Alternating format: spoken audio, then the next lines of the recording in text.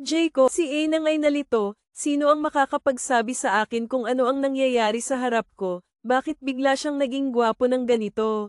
Hindi mo ba ako nakikilala? Elm Laknan Hauk Phi Cuikhy, Himki Thyc Gaitin Kwai Nai MT Bintin, Phi Biat RNG Trong Quatran An Theo Dui Truong Tuyethan, Si Ban Thentin Kwai Nai Dagay Kong Itrak Ri Choan. That is la ana, Hauk Phi Kam Non Diu Si Ban Tai Phi Kua Elm Lak VNDT Tran Eoman, Si Gang Bintin Noi, Anbong Tira Truek, Tiso THDNGVNG Roy. Mr. Lito ay isang negosyante, siya ang may-ari ng isang pabrika ng electronics na nagbibigay ng kabuhayan sa higit sa 1,000 manggagawa. Sa kanyang anyo, may pagka-leader siya, tahimik, at kadalasang seryoso.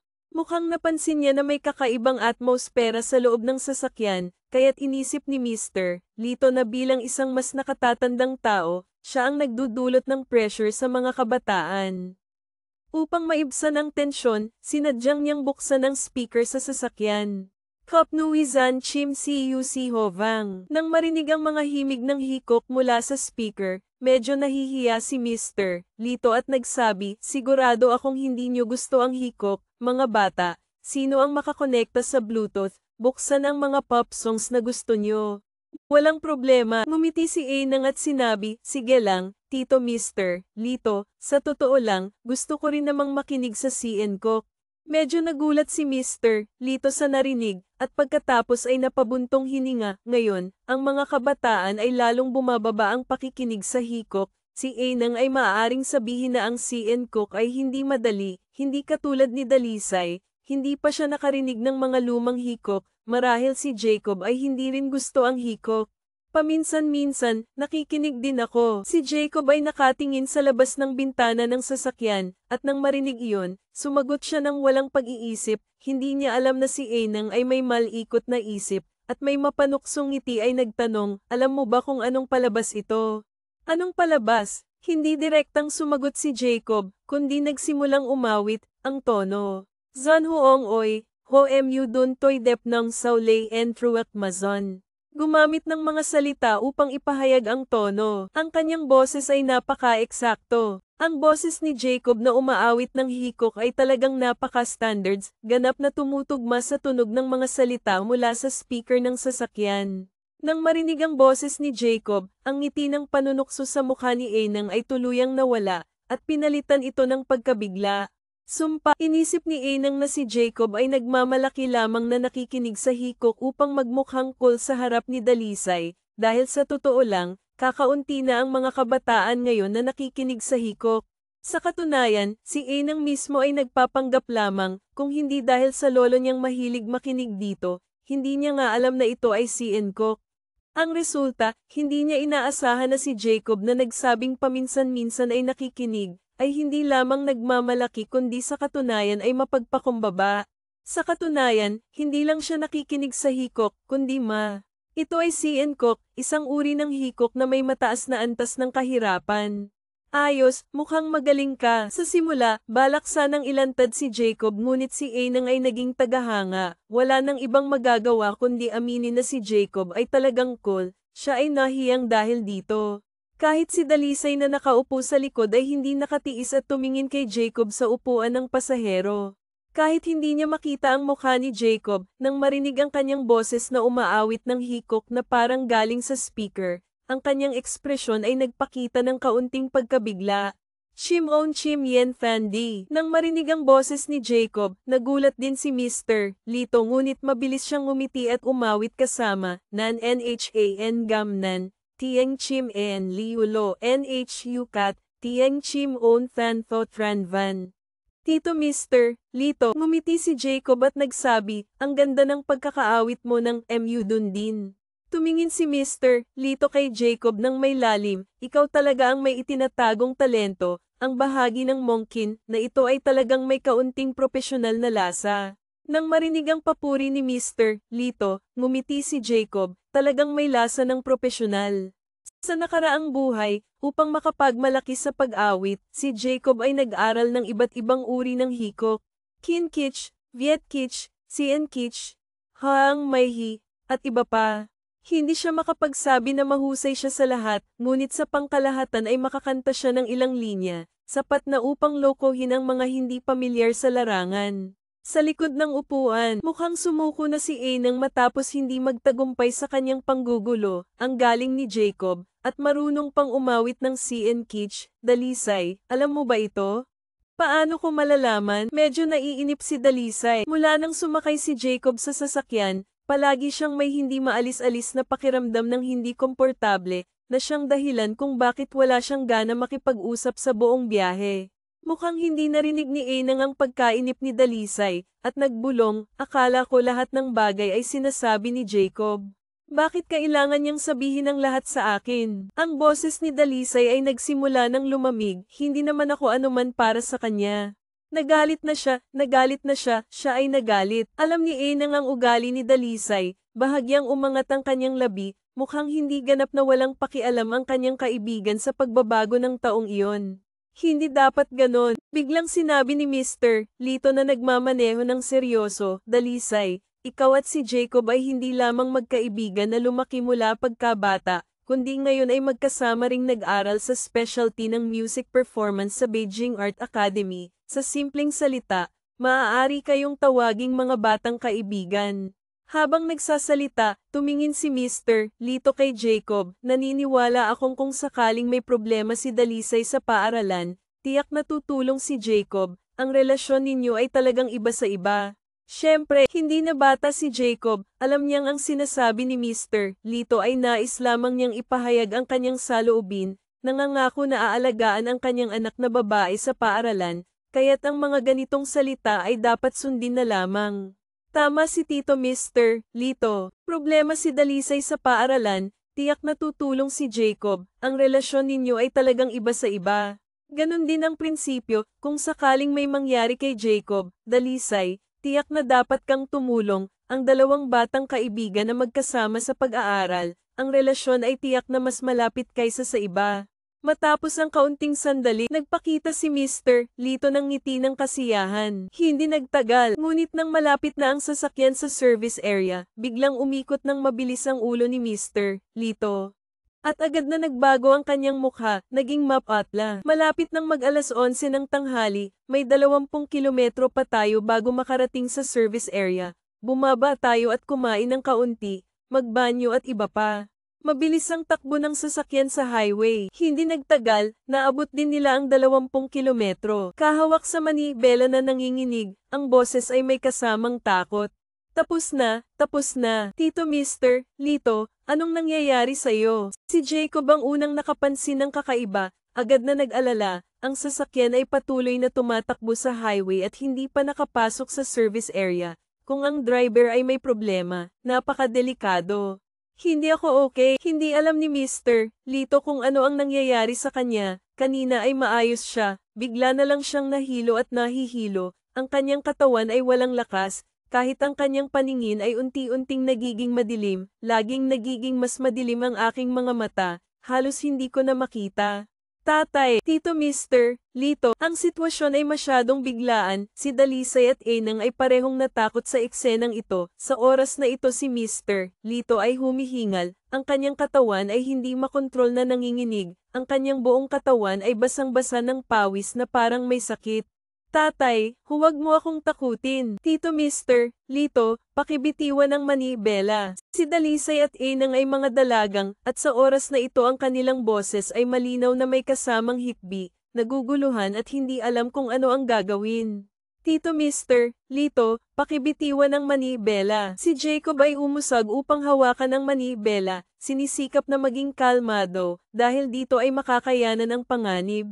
Delikado ang huminto dito, susubukan kong kontrolin ang manibela, patuloy na apakan ang accelerator.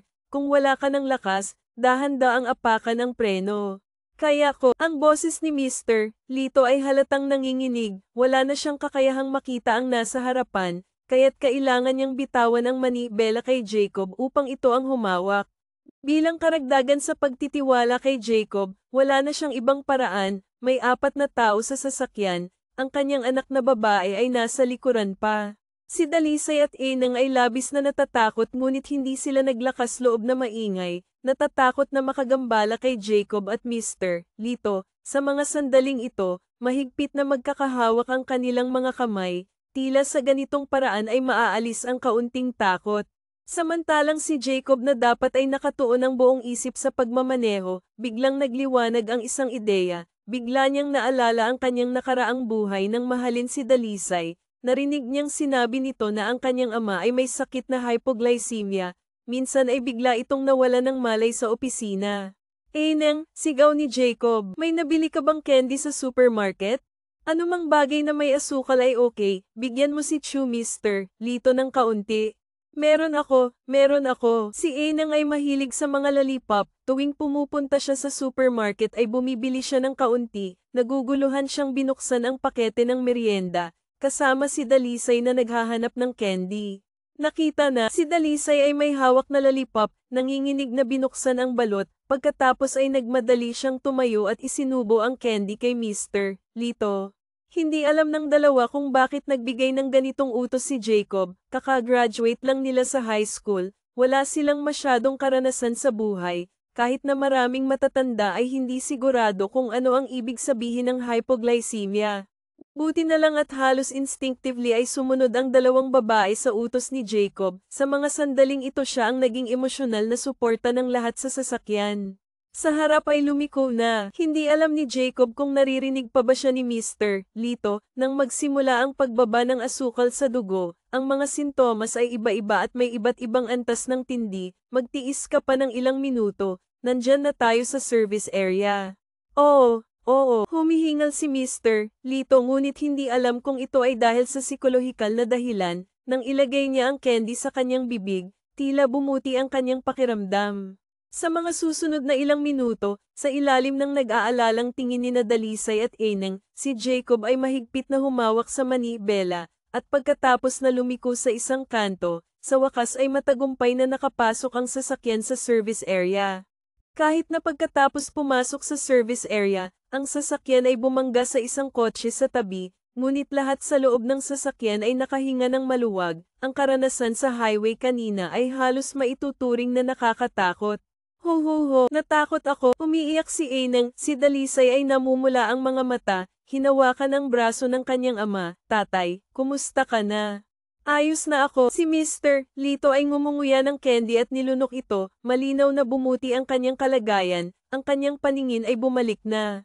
Ito ay nagbigay kay Jacob ng kumpiyansa na si Mr. Lito ay tiyak na nagkaroon ng pagbaba ng asukal sa dugo, na nagdulot ng biglaang pagkawala ng kontrol, dahil ang simpleng paraan ng pagkain ng candy ay talagang epektibo para sa mga pasyenteng may pagbaba ng asukal sa dugo. Kung ibang sakit ito, hindi ito gagaling ng ganon kabilis. Sa oras na ito, may kumatok sa bintana ng sasakyan. Ito ay ang may-ari ng kotse na nabangga. Nang makita si Mr. Lito na hindi pa ganap na bumabalik sa dati habang nakaupo sa upuan ng driver, nagsalita si Jacob. Hayaan mong ako ang humawak nito. Pahiram ng sigarilyo kay Mr. Lito. Habang nagsasalita, kinuha ni Jacob ang isang pakete ng sigarilyo mula sa sasakyan. Pagbukas ng pinto ng sasakyan, unang ibinigay ni Jacob ang isang sigarilyo sa may-ari ng nabanggang kotse, pagkatapos ay nagsimula silang makipag-usap. Ang may-ari ng nabanggang kotse ay matangkad at malakas, may tato ng malaking ahas sa kanyang braso, na hindi mukhang mabait. Nag-aalala si Mr. Lito na baka hindi makayanan ni Jacob ang sitwasyon. Nang siya ay nagtatangkang lumabas, nagulat siya nang makita na si Jacob ay nakayakap sa may-ari ng nabanggang kotse, nagbubuga ng usok habang nagkukwento at nagtatawanan. Ang anak na ito ni Lao Jacob, nakita ang tanawin sa labas ng bintana ng sasakyan, at naaalala ang nakakatakot na sandali sa highway kanina. Biglang pumasok sa isip ni Mr. Lito ang isang kasabihan, ang ginto ay hindi basta-basta nasa putik. Ang ginto ay hindi basta-basta nasa putik. Matapos magtagal sa negosyo ng maraming taon, alam ni Mr. Lito na ang mga tao tulad niya ay hindi mga dakilang tao, ngunit sa kabila nito, siya ay may-ari ng isang pabrika na nagpapakain sa higit sa 1,000 tao, kaya't sa tingin niya ay mayroon pa rin siyang kaunting kakayahan sa paghusga sa tao. At sa araw na ito, sa pakikipag-ugnayan kay Jacob sa buong biyahe, nakita ni Mr. Lito ang napakaraming bagay mula sa kanyang kausap. Ang kanyang pag-iisip ay mature, mapagpakumbaba at tahimik, ang kanyang pagsasalita at pagkilos ay hindi katulad ng isang 18 taong gulang na kabataan, sa antas ng pagiging mature, tila siya ay nakaranas ng pagsubok sa lipunan. Ang pinakamahalaga, sa panganib sa highway kanina, si Jacob ay nakapagbigay ng perpektong tugon ng kalmado. Ang sitwasyon ng trapiko noon ay napakalala, kung huminto siya sa tabi ay napakadelikado, kung hindi dahil sa matatag na paghawak ni Jacob sa manibela, na ginampanan ng papel ng mga mata para sa bulag na si Mr. Lito, hindi niya alam kung ano ang mangyayari sa kanila ngayon. Sa pagtingin sa kahangahangang hitsura ni Jacob, kasama ang kanyang matangkad na pangangatawan, huminga si Mr. Lito ng malalim, biglang nagkaroon ng isang ideya na hindi niya kailanman naisip noon. Hindi niya mapigil ang tumingin sa likod. Si Dalisay at Enang sa likod ay nakatingin kay Jacob sa labas ng bintana ng sasakyan, hindi alam kung ano ang nasa kanilang isipan. Tatay, nang makita ang kanyang ama na nakatingin sa kanya, ibinalik ni Dalisay ang kanyang tingin at sinabi, "Mamaya, bababa tayo sa highway para maghanap ng ospital para magpa-check up." Marahil ay pagbaba ng asukal sa dugo. Natapos ni Jacob ang insidente ng banggaan, bumalik at sakto na mutawi ang mga salita ni Dalisay. Nagpatuloy siya, "Kanina, hindi kumain ng agahan si Mr. Lito. Kailangan niyang magdala ng kaunting candy o matamis na pagkain palagi." "Tama, naisip kong maaga akong makapunta para sunduin ka kaya hindi ako kumain ng agahan." Medyo nabigo si Mr. Lito at sinabi, "Ang pagkain ng isang candy ay nagbigay sa akin ng magandang pakiramdam, kung hindi ito pagbaba ng asukal sa dugo, ano pa ito, pero dati hindi ko ito ugali, hindi ko agad naisip." Tumango si Jacob, ang nangyari ngayon ay talagang nagbigay ng babala sa kanya. Ang kanyang muling pagsilang ay nagdala ng maraming pagbabago, halimbawa, sa nakaraang buhay, si Mr. Lito ay nagdala kay Dalisay para magparehistro sa kolehiyo, hindi siya isinama, at sa daan ay hindi siya nagkaroon ng pagbaba ng asukal sa dugo. Ngunit sa buhay na ito, si Mr. Lito ay hindi kumain ng agahan dahil gusto niyang maaga siyang sunduin, at sa kalagitnaan ng daan ay nagkaroon siya ng pagbaba ng asukal sa dugo. Kaya, ang mga pangyayaring nangyari sa nakaraang buhay, hindi tiyak na mangyayari sa buhay na ito. Kaya, ang mga pangyayaring nangyari sa nakaraang buhay, hindi tiyak na mangyayari sa buhay na ito. At ang mga pangyayaring hindi nangyari sa nakaraang buhay, maaaring mangyari sa buhay na ito. Jacob, lalo kang nakakagulat sa akin, sa sitwasyong iyon, nahulaan mo agad na nagkaroon si Mr. Lito ng pagbaba ng asukal sa dugo. Hindi itinago ni Mr. Lito ang kanyang papuri sa oras na ito, sasabihin ko sa iyo, kung hindi dahil sa candy na iyon, wala na akong malay. Swerte lang ako, nahulaan ko lang. Hindi tinanggap ni Jacob ang papuri, nag-isip sandali at sinabi, "Mr. Lito, kung hindi ka kampante, pumunta tayo sa ospital para magpa-check up." "Hindi na kailangan." Medyo nahihiya si Mr. Lito, "Pagdating sa Beijing, pupunta ako sa ospital para magpa-check up. Ngayon ang pangunahing problema ay ang aking mga kamay at paa ay mahina, medyo hindi ko kayang magmaneho."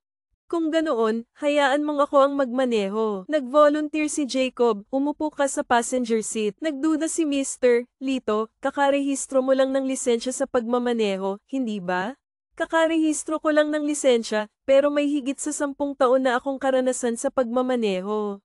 "Haha, nagtitiwala ako sa iyo." Sa ganitong sitwasyon ng panganib, nakapagbigay pa rin si Jacob ng kalmadong paghawak sa manibela. Kaya naisip ni Mr. Lito na wala namang problema sa pagmamaneho sa highway. "Jacob, parang hindi pa rin natatapos ang takot ni Enang, may pag-aalala sa kanyang tingin kay Jacob. Ang boses ay tila nagmamakaawa, "Maaari ba akong magtiwala sa iyo? Sundin mo lang ako." Pinakalma ni Jacob, "Ilagay mo na ang seatbelt." Agad na naglagay ng seatbelt si Enang, may maamong mukha, dapat malaman na dati ay gusto niyang mang-asar kay Jacob. Hindi siya kailanman nagpakita ng ganitong anyo. Ayos na, nang makita ni Jacob na naisuot na ni Enang ang seatbelt, ngumiti siya at nagsabi, "Bumaba tayo at kumain ng kaunti." Nang makita ni Jacob na naisuot na ni Enang ang seatbelt, ngumiti siya at nagsabi, "Bumaba tayo at kumain ng kaunti." Agad na inalis ni Enang ang seatbelt, nagalit na nagsabi, niloko mo ako. 20 minuto pagkatapos, matapos kumain si Mr. Lito sa service area, naramdaman niyang ganap na bumalik na ang kanyang katawan. Naghahanda na magpahinga ng 5 minuto pa bago umalis, si Jacob ay nasa labas ng sasakyan na humihinga ng sariwang hangin. May isang tao sa tabi na nagbigay sa kanya ng isang lata ng Red Bull. Kakabili lang, nakatitig si Enang na parang bulaklak. Tumango si Jacob, tinanggap ang malamig na lata ng Red Bull, ininom ito sa ilang lagok, pagkatapos ay basta na lang itinatapon ito sa basurahan. Ayos na, hindi tumama. Nang siya ay nagtatangkang pulutin ito, si Enang ay mas mabilis, lumapit at itinatapon ang lata ng Red Bull sa basurahan. Pagkatapos ay lumingon kay Jacob, gusto kong magpasalamat sa iyo para sa iyong katapangan ngayon.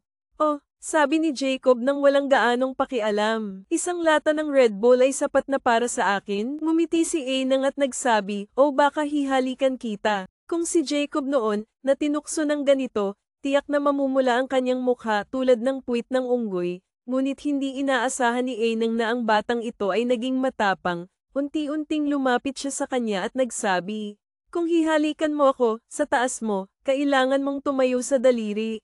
Unti-unting tumigas ang kanyang ngiti, si Enang ay instinctively umatras ng ilang hakbang ngunit hindi niya alam na nasa likod niya ay ang barrier ng parking lot. Sa isang sigaw ng takot, si Enang ay nahulog pabalik, ngunit ang kanang kamay ni Jacob ay mabilis na umabot at niyakap ang kanyang makurbadang baywang bago pa man siya bumagsak, sa pagkakataong ito ay katulad ng dati. Natakot ako, ang mukha ni Enang ay namutla, ngunit si Jacob ay tumawa ng masaya. Ang eksena sa pelikulang ito na puno ng mga klishe ay sobrang dramatiko na, hindi ko akalain na magkakaroon pa ng pangalawang pagkakataon. TIUHA, gusto mo bang maging leading lady ko? Siguradong sinadya mo ito. Si Enang ay medyo nahihiya at galit, talagang nagbago na si Jacob, dati siya ang palaging nang aasar sa kanya. Mula kailan siya nagsimula ng bumawi ng ganito? Masyadong petty, masyadong maliit ang ugali. Binitiwan ni Jacob ang kanyang kamay mula sa bewang ni Enang, pagkatapos ay tumingin sa kanya at sinabi, sa totoo lang, sa pagkakataong iyon sa tindahan, sinadya ko rin.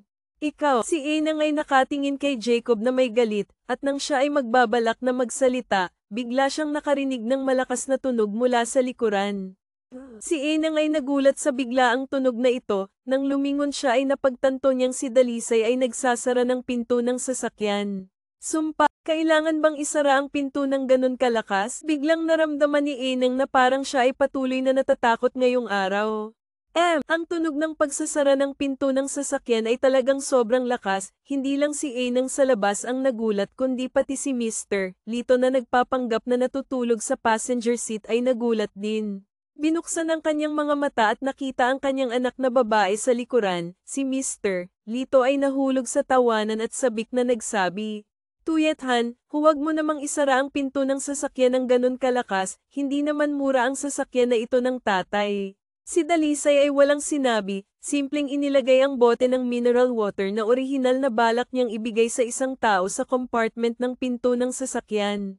Ang bote ng mineral water ay medyo malamig pa. Sa tag-init na ganito ay talagang nakakapawi ng init, ngunit pagdating niya sa lugar ay nakita niya ang kanyang matalik na kaibigan na si Enang at isang tao na nakadikit sa isa't isa sa isang malapit na posisyon. Biglang nagalit si Dalisay, kaya't isinarado niya ang pinto ng sasakyan ng malakas.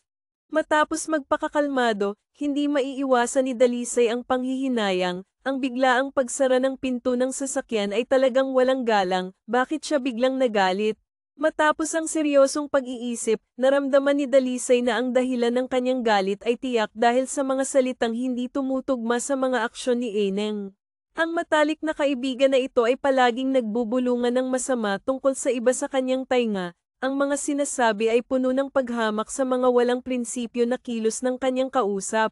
Ngunit ngayon, napansin ni Dalisay na tila ang matalik na kaibigan na ito ay nagsasabi ng isang bagay ngunit iniisip ang iba. Ang kanyang pakikitungo sa taong iyon ay hindi katulad ng kanyang sinasabi, kaya siya ay nagalit. Iniisip ni Dalisay ito, unti-unting humuhupa ang kanyang emosyon ngunit hindi niya mapigil ang tumingin sa labas ng bintana, ano kaya ang pinag-uusapan nila? Sa totoo lang, wala na silang sinasabi, ang malakas na pagsara ng pinto ng sasakyan ni Dalisay ay nakagambala sa pag-uusap nina Jacob at Eneng, at mabilis na bumalik ang dalawa sa kanilang sasakyan. Sige, umalis na tayo. Itinali ni Jacob ang kanyang seatbelt at inayos ang upuan ayon sa kanyang taas. May kalahating daan pa bago makararating sa Beijing Art Academy. Ayon sa karanasan, aabutin ng mga Isinasaalang-alang na si Jacob, isang bagong driver na may lisensya, ang magmamaneho, at higit pa rito, sa isang mabilis na highway. Karaniwan, sina Enang at Dalisay ay nakaupo sa likod na upuan ng walang seatbelt, ngunit sa pagkakataong ito, nagkaisa silang maglagay ng seatbelt. Si Mr. Lito sa passenger seat ay nagsasabing, naniniwala kay Jacob, ngunit ang kanyang mga mata ay hindi may iwasang maging tensyonado. Lalo na pagkatapos lumabas ni Jacob mula sa service area, patuloy na pinagmamasdan ni Mr. Lito ang paraan ng pagmamaneho at ang sitwasyon sa kalsada. Kung hindi maayos ang kakayahan ni Jacob sa susunod na service area, mas mabuting siya na ang magmaneho. Ang sikat ng araw ay sumisikat sa mga puwang ng mga ulap, tumatama sa makinis na kalsada, mabilis na nakihalo si Jacob sa daloy ng mga sasakyan sa highway. Sa ilalim ng di sinasadyang o sinadyang atensyon ng lahat sa sasakyan. Si Jacob ay nakaupo sa driver's seat, nakatingin ng tuwid sa harapan, ang kanyang mga kamay ay bihasang nagmamaneho ng manibela, at ang kanyang katawan ay natural na nakasandal sa upuan. Paminsan-minsan ay lumalampas sa ibang sasakyan, mula sa pagbilis hanggang sa paglipat ng lane, walang problema. Ilang minuto lang na pagmamasid ni Mr. Lito, siya ay lubos na nakapagpahinga, sapat na. Hindi na kailangang pag-usapan kung gaano kahusay ang kanyang mga galaw sa pagmamaneho, ang kanyang komportableng posisyon sa pag-upo ay talagang hindi katulad ng isang bagong driver, lalo na hindi may kakaila na si Jacob ay mahusay sa pagkontrol ng bilis ng sasakyan, pati na rin ang pagkuha ng mga detalye ng sitwasyon sa kalsada, palaging perpekto. Bata na may mahusay na pagmamaneho. Ngumiti si Mr. Lito at pumuri, sa katunayan, naramdaman pa niyang mas matatag pa si Jacob sa pagmamaneho kaysa sa kanya. Kaya ang tanong ay, ngayong taon ay 18 taong gulang pa lang ang batang ito, tiyak na hindi pa matagal na nagkaroon ng lisensya, ngunit bakit sa pagmamaneho, tila wala siyang anumang kaba o tensyon, ang kanyang kakayahan ay mas mahusay pa kaysa sa mga batikang driver. Hindi niya maisip, ngunit hindi lamang mahusay si Jacob sa pagmamaneho, napansin din ni Mr. Lito ang lahat ng kanyang ipinapakita sa daan, isinasaalang-alang na siya ay patuloy na nagugulat sa kanya, marahil ang batang ito ay talagang isang henyo. Nararamdaman ni Mr. Lito ang isang ideya na biglang sumiklab sa kanyang isipan. Samantalang sina Dalisay at Enang sa likod na upuan ay unti-unting nakarelax habang nakikita ang mahusay na kakayahan ni Jacob sa pagmamaneho. Nakatingin kay Jacob, bahagyang nakakunot ang noo ni Dalisay, ang binatilyong ito na nagmamaneho na mas matatag pa kaysa sa kanyang ama, siya ba talaga ang Jacob na kilala niya? Kahit na nagbago ang kanyang hitsura, ayos lang, sa kabila ng lahat, alam na ni Dalisay na talagang maganda ang mga tampok ni Jacob, basta't magpalat siya ng. Ngunit hindi niya inaasahan na si Jacob ngayon ay mas matangkad at mas malakas kaysa dati, nagdadala pa ng pakiramdam ng seguridad. Tiyak na mahuhulaan ang dahilan ng puntong ito, tiyak na nag-ehersisyo si Jacob ng mabuti sa tag-init, dahil dati ay napakapayat niya. Ang talagang hindi maisip ni Dalisay ay, kailan pa natutong kumanta ng opera ang batang ito, at kailan siya nagkaroon ng ganitong galing sa pagmamaneho. Tulad ng sinabi ni Enang, dati-rati ay laging nagkukwento si Jacob sa kanya, kaya hindi ba siya makapagyabang tungkol sa kanyang kakayahan sa pagkanta? Dati, nang kumuha siya ng lisensya, agad niyang ipinakita ito sa kanya.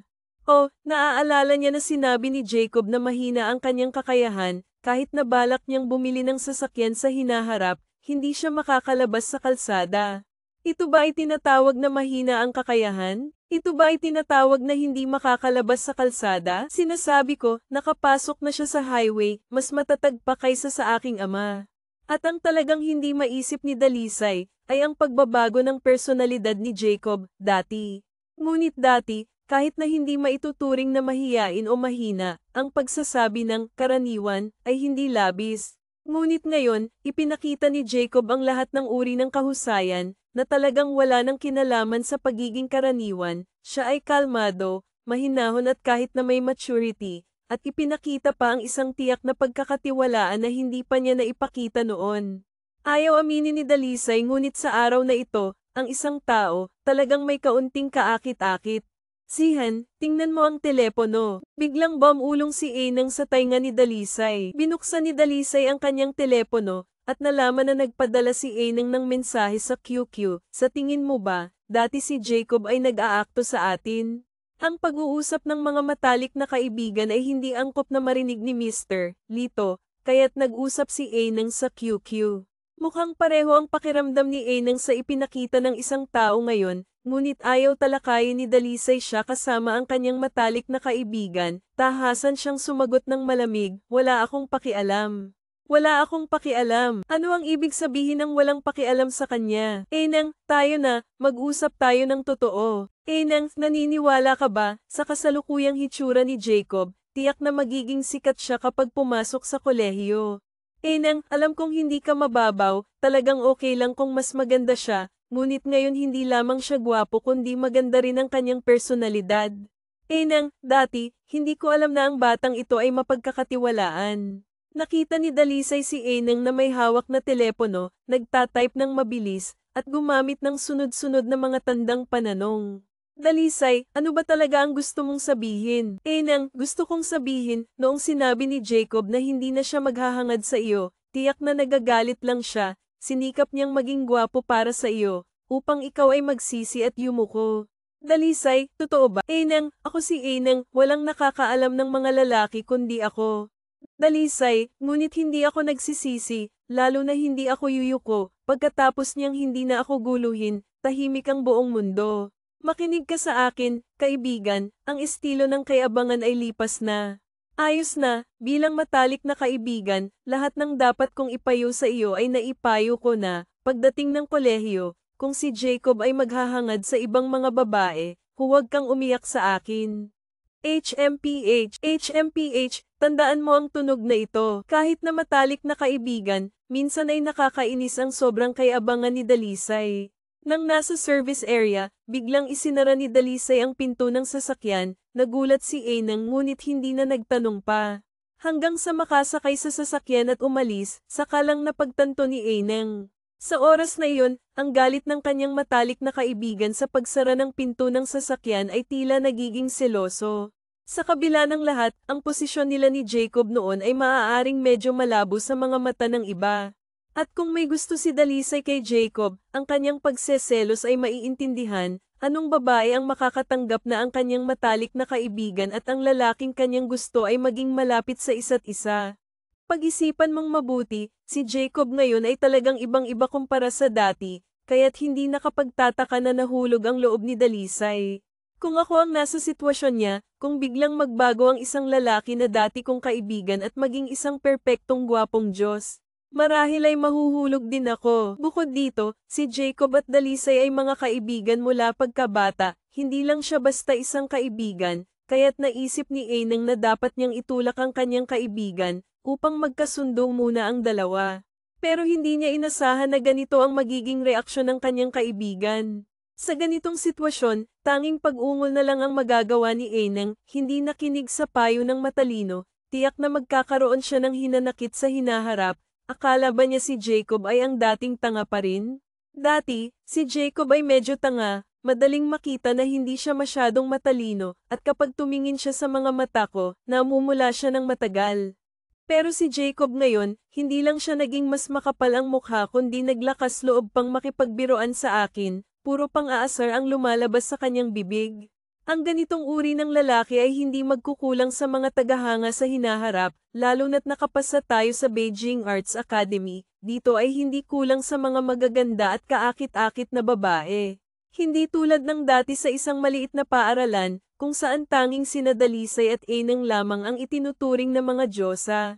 Hindi na nagpatuloy ang dalawang magkaibigan sa kanilang pag-uusap. Ilang oras na ang nakalipas, sa wakas ay bumaba na ang sasakyan sa highway, papuntang Beijing, at nagsalita si Jacob, hayaan niyo akong dalhin si Tito Mr. Lito sa ospital para magpa-check up. Walang kailangan, sabi ni Mr. Lito, ngayon ay 1:00 kalahating hapon, mag-register na kayo, kung magpapa-check up ako, hindi ko alam kung kailan ako matatapos. Sige, tumango si Jacob, paano po si Tito Mr. Lito, paano kayo uuwi? Hindi kami mapakali kung kayo ang magmamaneho. Nagtawanan si Tito Mr. Lito at nagsabi, sinabi ko na sa driver ko na siya ang magmamaneho, siya ang magdadala sa akin pauwi. Ayon, naging kampante ang lahat, at pagkatapos ay nagmaneho si Jacob diretso sa Beijing Arts Academy. Hindi na kailangang mag-alala tungkol sa mga limitasyon sa paglalakbay, dahil naayos na ni Tito Mr. Lito ang lahat. Huminto sila sa harap ng paaralan, tumingin si Jacob sa malaking nakasulat na Beijing Arts Academy, at bigla siyang nakaramdam ng kaunting pangungulila. Sa nakaraang buhay, nag-aral siya sa paaralang ito ng 4 na taon, kaya't pamilyar na siya sa bawat sanga at damo dito. Ang prestihiyosong paaralang ito ay nagbigay daan sa maraming sikat na mga aawit at aktor sa industriya ng entertainment. Ngayon na pinili niyo ang daang ito, sana ay maging malalaking bituin kayo sa hinaharap. Sabi ni Tito Mr. Lito na may ngiti. Tumawa si Tito Mr. Lito. Tumango sina Ainang at Dalisay, may pagnanasa sa kanilang mga mata, habang sa mga mata ni Jacob ay tanging pangungulila lamang.